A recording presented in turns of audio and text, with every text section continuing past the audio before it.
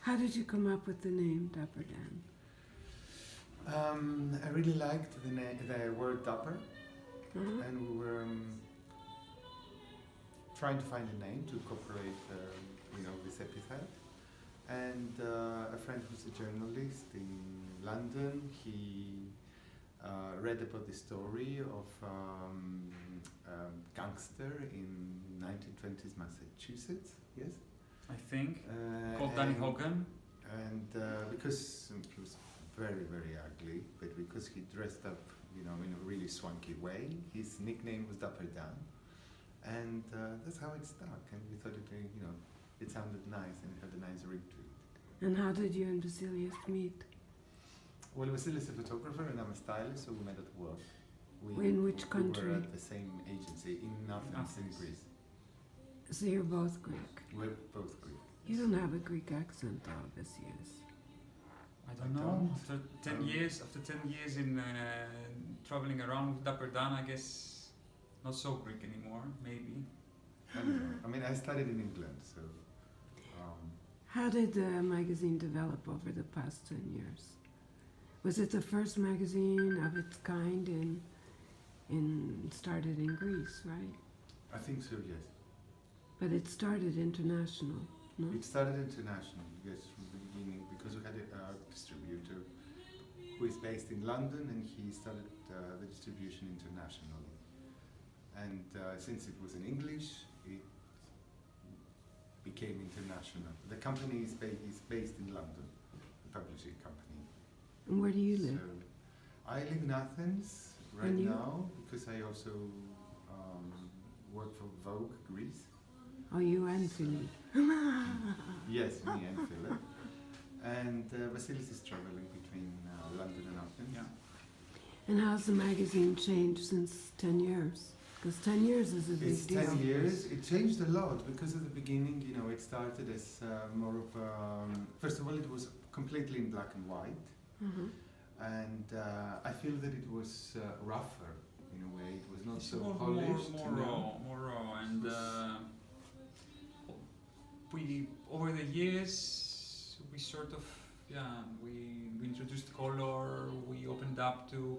The first years were very strict because we were trying to build the visual DNA of the magazine, so we were very introvert. Yes, introvert and careful about the choices. These years we sort of relaxed, we felt good of what we achieved, and we sort of relaxed, so we started introducing color.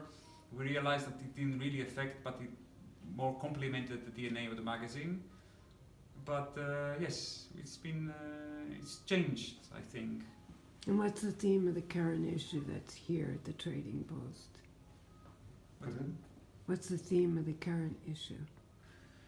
Well, the general theme, we thought it was, it was going to be celebration in a way. But, it's a very tricky theme, and in the end we sort of celebrated all that we thought was good and lovely in our lives and our ideals. But yes, it wasn't as obvious, it wasn't kind of, people, models jumping up and down, No, so who are you celebrating in this issue?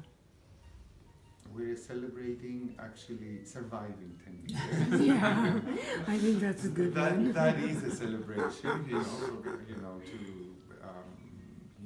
Being a individuals who print start magazine, as independent publishers, and we basically worked and walked the distance by ourselves.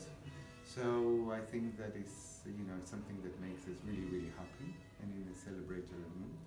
We celebrated our evolution, both professionally and personally,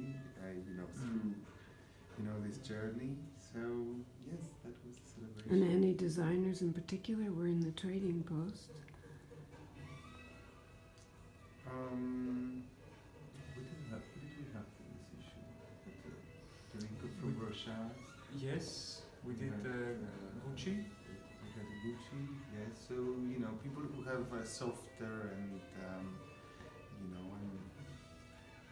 and more romantic in a way, idea of male fashion.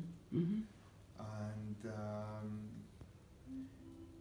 think what we love generally in menswear is when it is not, so strictly a bourgeois uniform, and when it incorporates, the element of surprise and beautiful design and fluidity in behavior and gender. So, from the beginning, we really kind of loved the way the Japanese designers back then, and Back then, meaning the meaning, 80s? 20 and 30 years ago, Mhm. they used to imagine us, and it evolved wonderfully. So we're really happy about that. Who designed your coat? It's Dries. We love Dries. I And love yours? Dries too. We love Dries Lemaire. Two great designers. They're two great designers. And kind of timeless. Exactly. Both of them are more about just beautiful cuts and nice timeless clothes, nothing to do with trend. That's why we're trying to True. do with Dapper Dan as well, to be a bit to focus on the timeless part of men's clothing and less on the ephemeral and the trends. Great. So Yes, and a kind of also what we love about these two designers in particular, apart from their collections, the fact that they are very polite characters, and they are not harsh, and Not they are self-important. focused on self-promotion, but more, in the creative process. So they are worthy of great respect. I totally agree. Thank you.